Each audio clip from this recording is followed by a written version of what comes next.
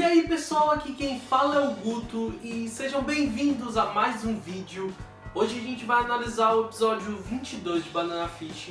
E se você não lembra aquele episódio em que eu e várias outras pessoas que conhecem, falam bastante de Banana Fish na internet, deram um certo aviso, porque ele é um episódio que contém algumas passagens bastante brutais e que podem servir de gatilho para algumas pessoas. Como vocês devem lembrar, o episódio 21 acabou com o Ash se entregando porque o Max foi capturado, então ele se entregou com o acordo de manterem o Max a salvo.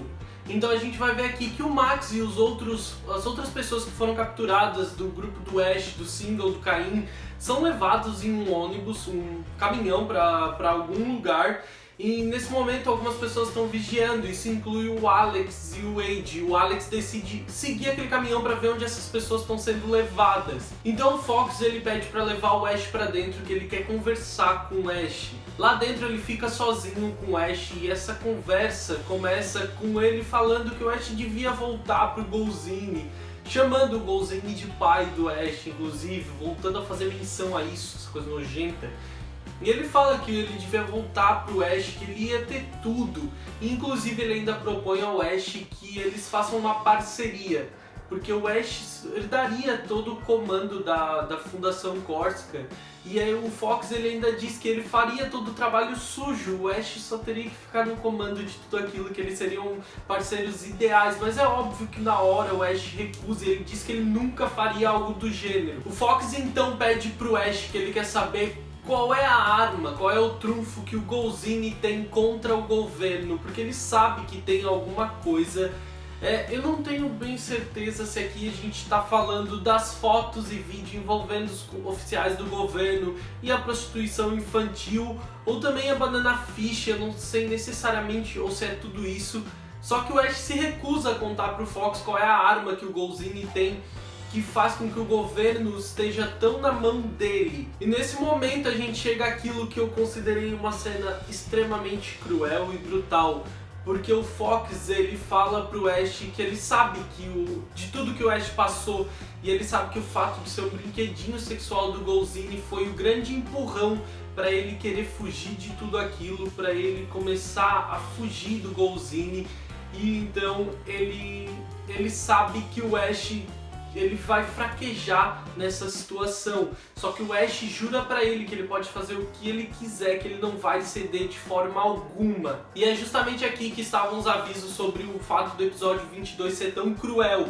É o terror psicológico, todas as coisas que o Fox fala pro Ash, a forma violenta como ele trata o Ash e ainda a insinuação de estupro que existe aqui é extremamente cruel, e qualquer pessoa um pouco mais sensível que já tenha passado por uma situação semelhante poderia se sentir diretamente abalado. É realmente muito cruel a forma como o Ash é tratado. Do lado de fora, o Shin, a Jessica, o Caim e o Wade, eles estão esperando uma oportunidade, observando o lugar que o Ash está, esperando uma oportunidade de poder ajudar ele. Então a gente vai voltar lá pra dentro, e agora a gente vai ver o Ash com as roupas todas rasgadas, calça aberta, todo tipo de insinuação mostrando que ele foi realmente abusado pelo Fox. Então o Fox precisa dar uma saída da sala e ele manda alguns guardas dele prestarem muita atenção no Ash, cuidarem dele.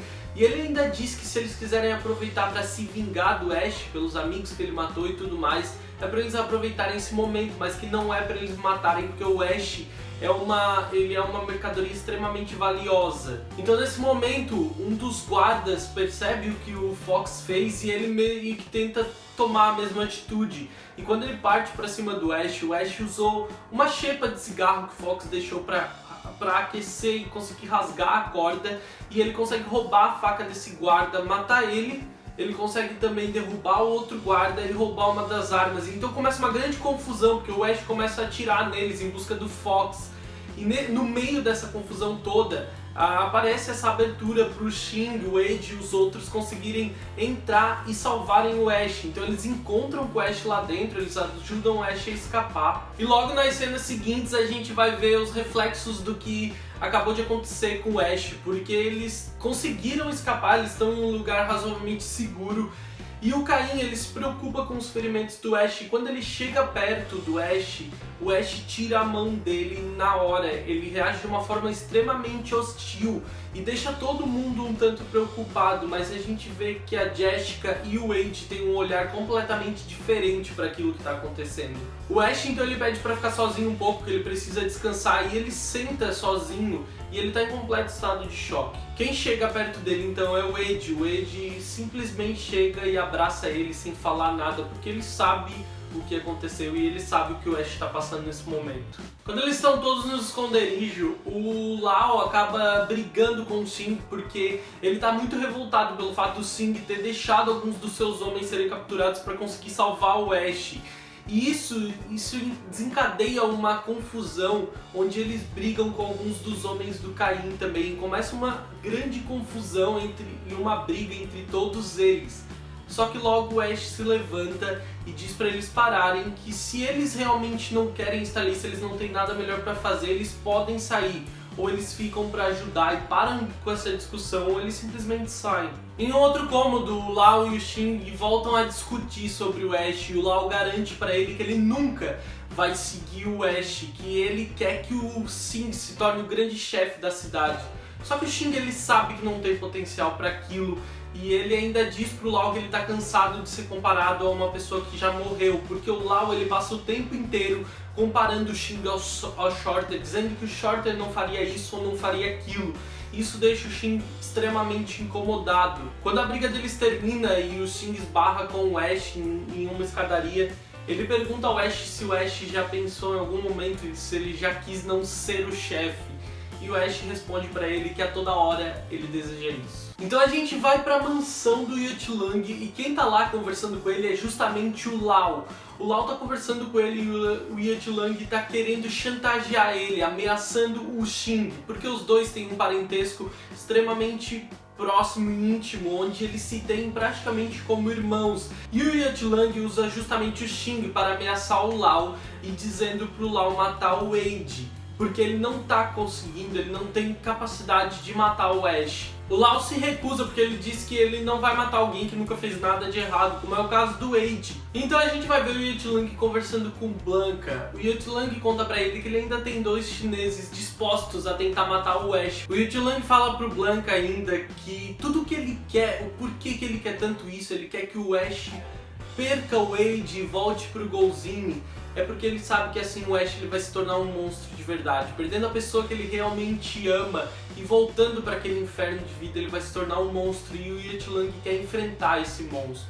A perspectiva dele de quem o Ash vai se tornar é extremamente assustadora. O Golzinho, o Fox e o Dr. Manahai, eles conversam sobre uma nova construção que eles estão fazendo, eles estão observando essa grande construção, é realmente uma estrutura muito grande, e eles conversam sobre o sistema de segurança dessa grande construção, dessa nova, que aparentemente vai ser uma das novas instalações do grupo da Fundação Corsica. E ainda eles falam sobre o Max, porque o Max ele está sendo mantido refém, eles estão tentando fazer o Max falar sobre onde estão os documentos que eles têm, as fotos que envolvem o Golzinho e a prostituição infantil. E o Golzinho diz pro Fox que é pra ele fazer o Max falar e que se precisar é pra ele usar uma droga da verdade. Eu não sei exatamente que droga é essa, eles não entram muito a fundo, mas existe essa tal droga e a gente vai ver o Max sendo torturado, apanhando pra falar. Enquanto ele tá lá, eles acabam deixando escapar que o Ash conseguiu fugir em segurança, o que deixa o Max bastante aliviado.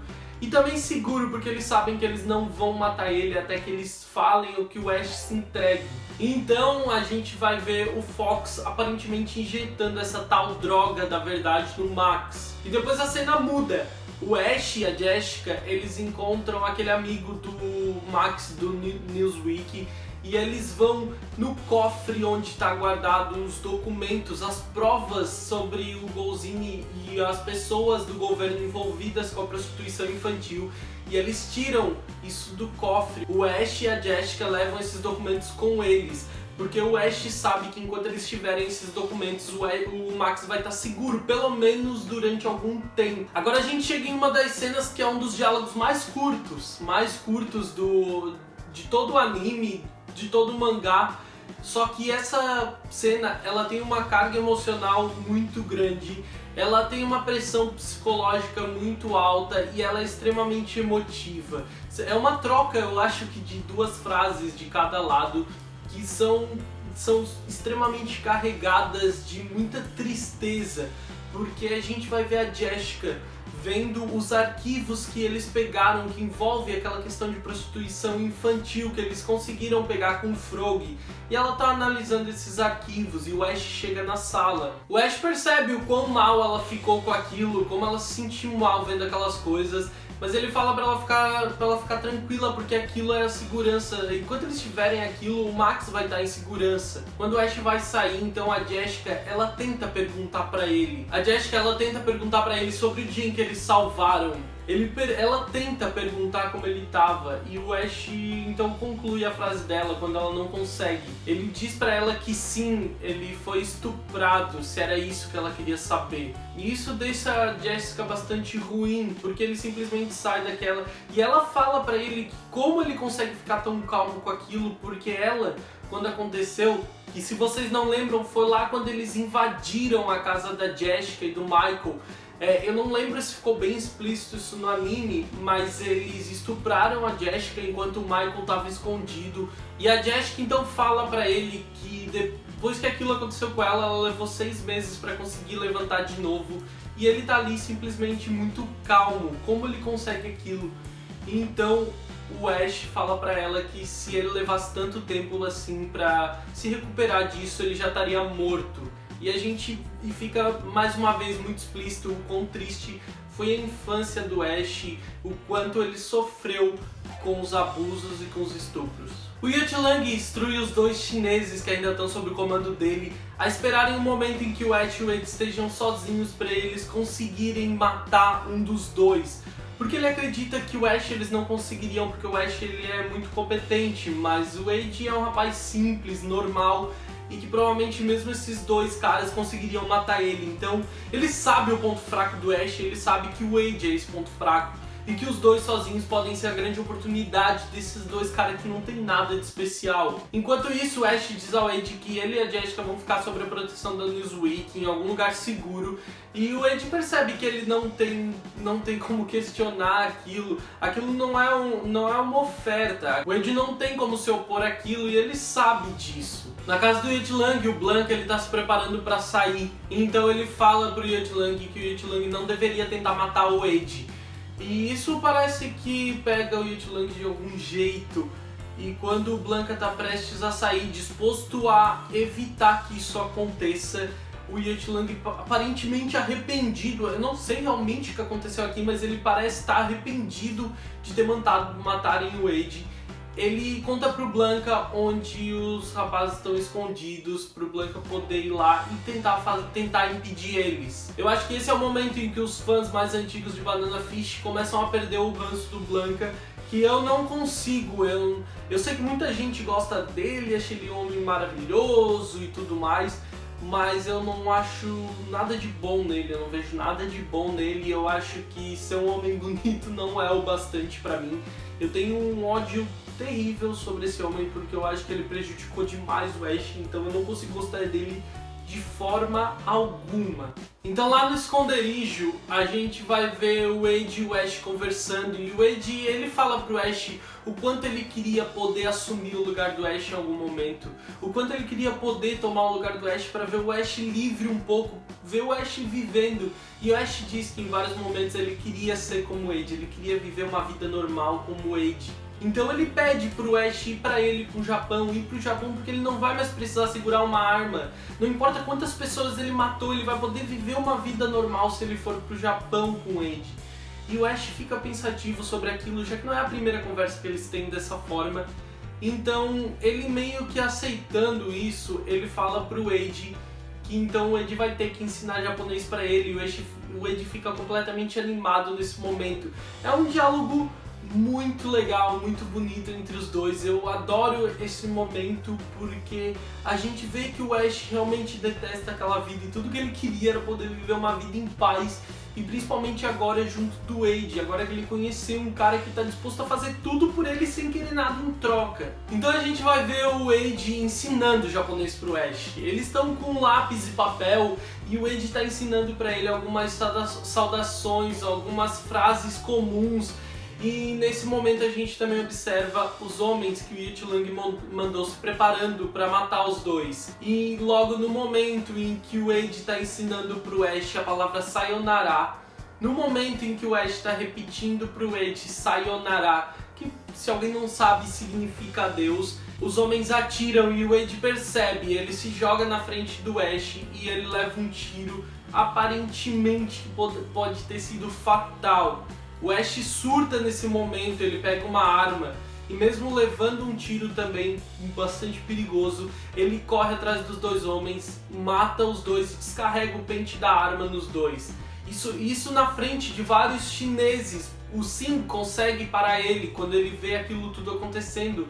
Os homens já estão mortos, mas o Ash ele perdeu completamente a noção de tudo. Ele está em estado de choque porque aqueles dois homens feriram uma das pessoas mais importantes, atualmente a pessoa mais importante pro Ash. O Ash então volta pra sala e ele começa a chamar pelo nome do Wade, desesperado. O Wade acorda um breve momento, olha pro Ash e ele tá feliz pelo Ash estar seguro, então o Ash fica chamando o nome dele e a gente vê tudo se perder no olhar do Ash.